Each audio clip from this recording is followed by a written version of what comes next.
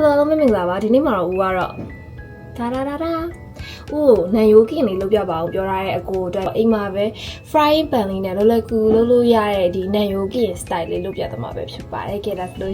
let's go ဥရုပထမအဦးဆုံးဒီနန်ယိုးလေးတွေကိုစကင်ပါမယ်နန်ယိုးပေါ်မှာရှိတဲ့ဒီအစီအလွှာလေးကိုဦးဓားလေးနဲ့တေချာလေးချစ်ထုတ်လိုက်ပါတယ်ပြီးသွားလို့ရှိရင်တော့နန်ယိုးတစ်ချောင်းချင်းစီရလိုက်ဦးအသေးချာလေးအသားလေးတွေကိုတီးထုတ်လိုက်ပါတယ်ဥရုဒီတုံးထားတဲ့နန်ယိုးလေးတွေကိုတေချာလေးစားလေးနဲ့နယ်ပြီးတော့ဆေးပြလိုက်ပါမယ်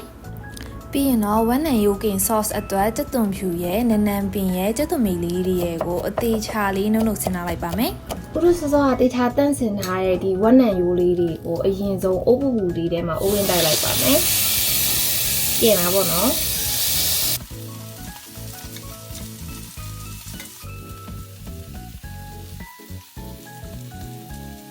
ဦးတို့ဒီဝက်နံရိုးပေါ့နော်၄ဘက်လေးလည်းမျိုးရွှေညွန့်အောင်တန်းတဲ့ထိကင်ပြီးသွားပြီဆိုတဲ့အဆင့်မှာတော့ဦးတို့ဒီ barbecue sauce pan လေးနဲ့လုပ်ဖို့အတွက်ကြက်သွန်ဖြူစီတက်ပါမယ်။ဦးကအစီကိုကြိုပြီးဖယ်ထားတာဖြစ်တဲ့အတွက်အစီကနည်းနည်းလေးပဲထွက်တယ်အဲ့တော့ကြက်သွန်ဖြူစီတက်ဖို့အတွက်စီနည်းနည်းထည့်လိုက်ပါတယ်။ကြက်သွန်ဖြူ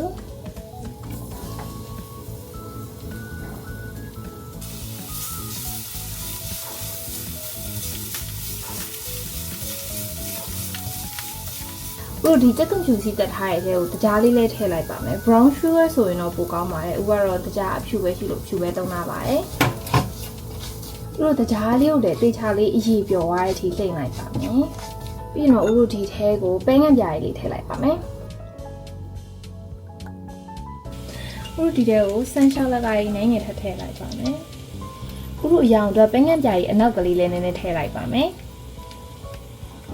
ဦးတို့အဆက်အရသာအတွက်ဒီကိုချူချမ်းလေးနည်းနည်းထည့်လိုက်မယ်တကယ်လို့ကိုချူချမ်းမရှိဘူးဆိုလို့ရှိရင်ကြက်သွန်ဖြူစီတက်တဲ့အဆင့်မှာအယောင်တင်မှုန့်လေးနဲ့တက်ပြီးတော့ကျန်တဲ့ပေါင်ပစ္စည်းလေးတွေထည့်ပြီးချက်လို့ရပါတယ်ဦးတို့ဒီထဲကိုရေလေးပါနည်းနည်းလေးထည့်လိုက်ပါမယ်ဒီချာလေးမှုေပြီးတော့ဒီနံရိုးလေးတွေပါပြန်ထည့်လိုက်ပါမယ်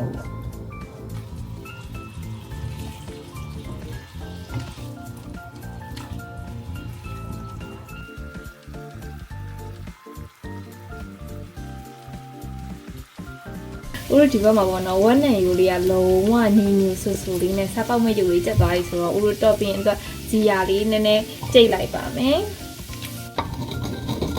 ဒီဘက်ကအိုးထဲမှာအပူချိန်ရှိနေတော့မှာပဲဦးတို့ဆော့ဆော့ကျိတ်ထားတဲ့ဇီယာလေးကိုတင်လိုက်ပါမယ်ပြီးတော့ဦးတို့ဒီထဲကိုဆော့ဆော့က mince လုပ်ထားတဲ့ဒီနနံပင်ရဲ့တက်သွန်မဲ့ရဲ့ကိုထပ်တင်လိုက်ပါမယ်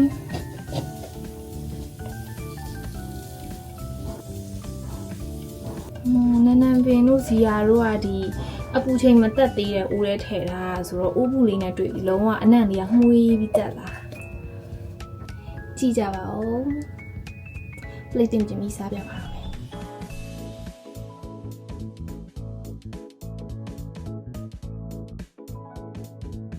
ကြည့်ရဆိုဦးစားပါတော့မယ်အားလုံးပဲနန်ကင်တောင်းဆိုနေရဲ့အကိုအတွက်ရသွားပါပြီပထမတစ်ခေါက်တော့ဦး recipe ကျူမှာတော့အဲ့အကိုအတွက်ပဲ oven လေးနဲ့ဒီ barbecue ဒီ pork rib လုပ်ဖူးတယ်ပေါ့နော်ဝက်နံယိုကိုမှဆက်နေကျင်လာဒါပေမဲ့လောဆယ်တော့ frying pan ပဲရှိလို့ frying pan လေးနဲ့ပဲလုပ်ပြထားပါတယ်ဒါလေးကပိုလဲလွယ်တယ် frying pan နဲ့ပဲဆိုတော့လူတိုင်းအိမ်မှာလောကူလိုက်လို့စားလို့ရပါတယ်စားပါတော့မယ်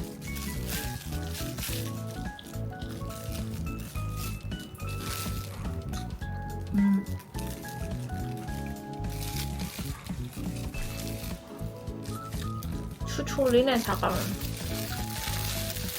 နနမေကလည်းမှုမွေးလေးဆိုရှယ်ပဲပြီးခဲ့တဲ့တစ်ခေါက်ကလောက်တာထက်နည်းနည်းလေးပို့ကြိုက်တာပြီးခဲ့တဲ့တစ်ခေါက်ကကြောင့်ခက်လည်းခက်တယ်ပြီးတော့တော်တော်လေးချူရလို့ခံစားရတယ်ဒီခေါက်ကတိတ်မချူစားလို့ကောင်း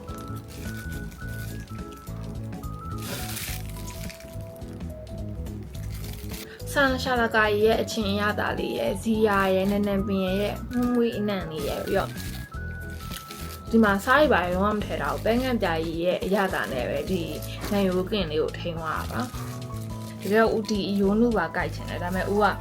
retainer တက်နေရတဲ့လူဆိုတော့ဒီမှာသွားကျဲသွားလို့ရှိရင်ဆရာဝန်စီလည်းမြန်ပြေးလို့မရဘူးဆိုတော့ဆက်မကြိုက်တော့ပါဘူးဆန္ဒကိုသွားနေပဲထိန်းလိုက်ပါမယ် 1 minute later နောက်တစ်ခုထပ်စားပါမယ်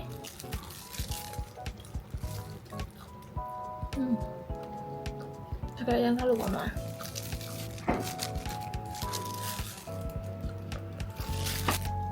ဒီနေ့ဦးချက်ပြရတဲ့ဒီ frying pan လေးနဲ့ဝက်နံယိုကင်လေးရတော့ဦးအရန်ကြိုက်ပြီးအရန်လွယ်တော့နောက်တစ်ခါထက်ချက်စားဖြစ်လောက်တဲ့ recipe စီးရင်နဲ့ဝင်သွားတော့ပြီ။ဒါဆိုဦးဒါလေးကိုသမင်းလေးနဲ့ဆက်စားလိုက်ပါဦးမယ်။အားလုံးပဲတတာပါနောက်ဗီဒီယိုတွေမှာပြန်တွေ့ပါမယ်။ Bye bye